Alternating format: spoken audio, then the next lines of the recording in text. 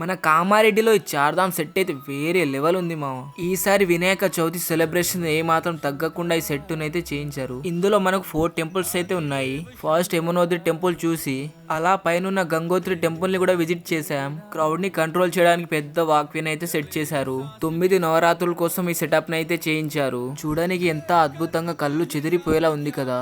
రియాలిటీలో మీరు Kedarnath and Badrinath temple ని మిస్ అయి ఉంటే ఇక్కడికి వచ్చి ఆ ఫీల్ ని అయితే ఎంజాయ్ చేయొచ్చు. అలా లోపల వెళ్తుంటే కేదార్నాథ్ వెళ్తున్న ఫీల్ అయితే వచ్చింది. ఇక లోపల వెళ్లి విగ్రహాన్ని చూస్తుంటే సాక్షాత్తు వినాయకుడే నిలబడి మనకు దీవిస్తున్నట్టు అనిపిస్తుంది.